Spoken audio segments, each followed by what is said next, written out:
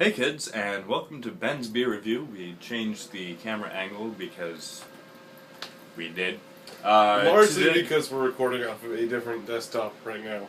Yeah, we're using a different computer. So we're that one. currently downloading Dragon Age onto my computer. We're the coolest of kids. And if we try to do that from my bedroom, it would take roughly 3 years. Yeah, roughly. So tonight we're doing some beer reviews while we wait. And I should mention I'm also playing a game, so I'll be distracted as hell during this. So you're going to be getting the less educated opinion.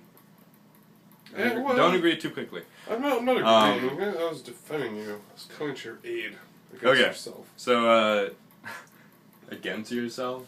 I don't know. I'm not Wonder Woman. I'm aware.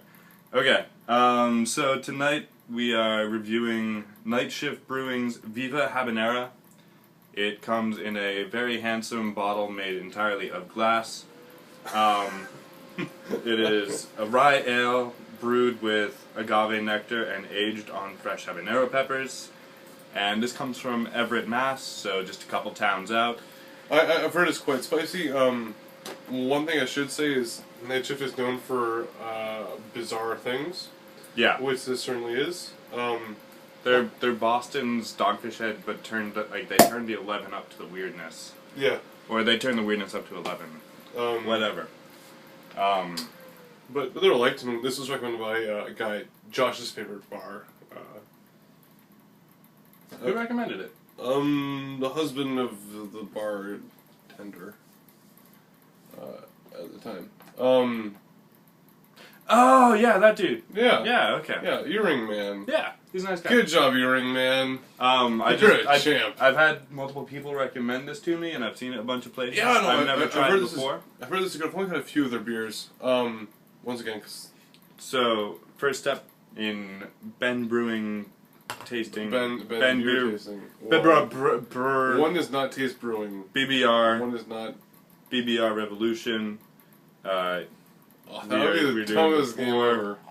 That'd be great. So it pours. It looks surprisingly liquid. I'm gonna get killed. Pretty significant head. It was pretty carbonated when I took the cork out. Yeah, it was in a cork bottle. Exciting stuff. So, don't store it on its side so it doesn't get all corked, I guess. It's a reddish, kind of coppery body, with relatively dark colored head, actually. Yeah. It's on the darker side of off-white. It's kind of I don't know, you can just look at it. Look guys, it's a beer. It's kind of ruddy. It's kind of hazy. Yeah. Like translucent. Yeah. Bubbles are streaming up quite quickly out of the glass. Yeah, its head is like nice and kind of medium-sized bubbles. It's good. I dig it. Looks nice. Looks pretty. Arcane missiles. Okay. I guess I don't know. Yeah. I'm so cool. All right. Okay. So I guess we're gonna smell it now. Yeah. Right away, you get obviously the habaneros, but you also get like the kind of saison yeast and the spiciness. Yeah, you definitely pick up on the saison style yeast. You can kind of tell that it's a rye just based on the scent to a degree. It has like a kind of dryness to it. There's like a slight funkiness in the flavor. Slight, in the nose. Slight funk. I don't smell any agave, but agave is like really subtle. Yeah. It'd be cool like if they like age us in tequila barrels. That'd be dope. That'd be cool. So now that we've sniffed the beer, care to sure. sip it and then drink it.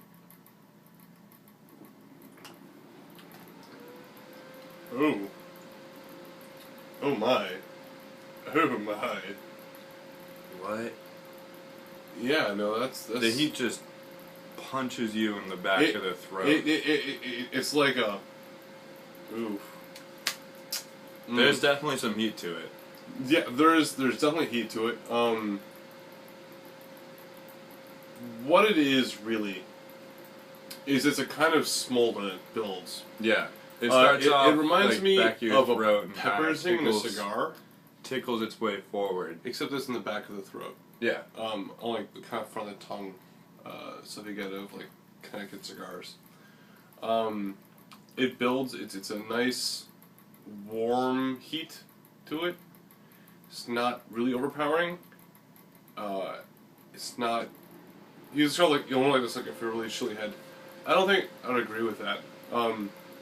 It does have the flavor of chilies, like the kind of skin of it, and the kind of Habanera seeds. Yeah. But it isn't overpowering. It's nice. It doesn't It's strong compromise. but subtle at the same time. Yeah, like the heat is there, but it doesn't really take away from the flavor of the malts and hops itself. It's just kind of another dimension that's put on the top of it. In the back. It's very well done. Yeah. Yeah. This is jolly good stuff. Apart from that, it's pretty much your standard fare in terms of a rye ale. Rye Saison. Yeah.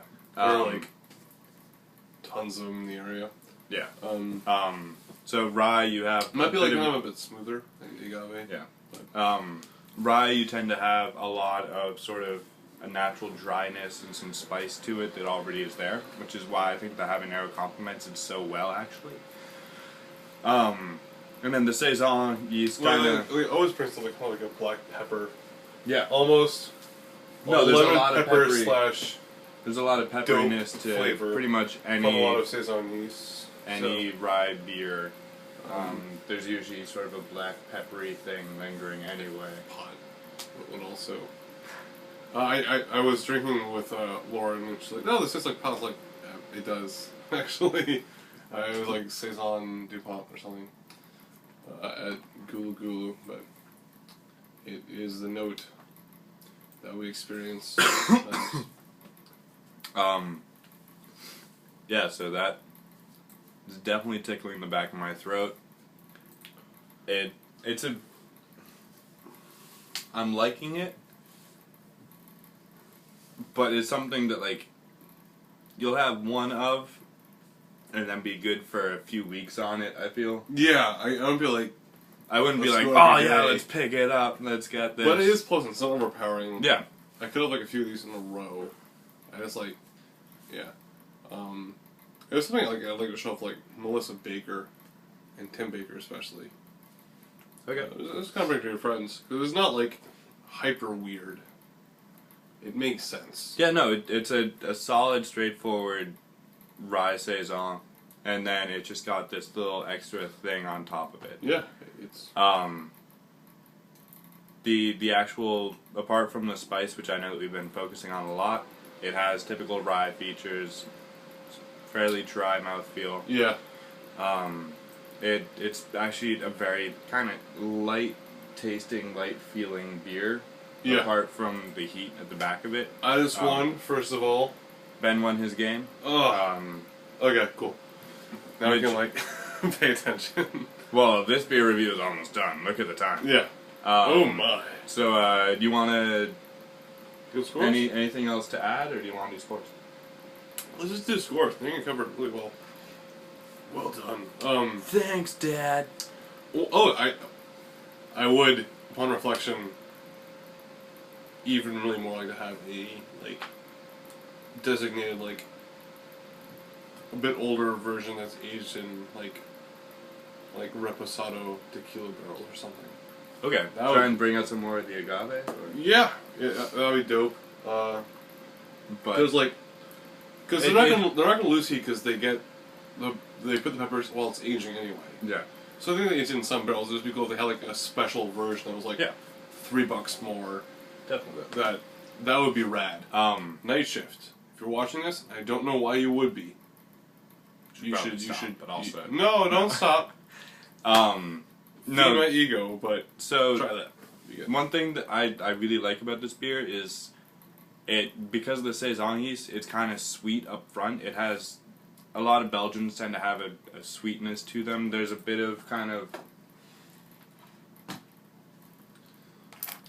almost a banana-y thing going on at the tip of your tongue. And then, do you get that at all? I want to go with banana. Okay. They want to go with pear. Pear? Whatever. There's a light, sweet fruitiness at the start of it, and then you swallow it and it's like, oh, we've also got this burn like right back And here. it just kind of builds forward and down as well. Yeah. This would be like dope in the fall. Yeah. If there's, especially like, if there's like a stronger version, like 11%. Yeah, what's the, This is 7.3, I think. It's handwritten on the side, 7.2. Okay. Yeah. But anyway, care to give it scores? Yeah, I'm gonna give it an 89.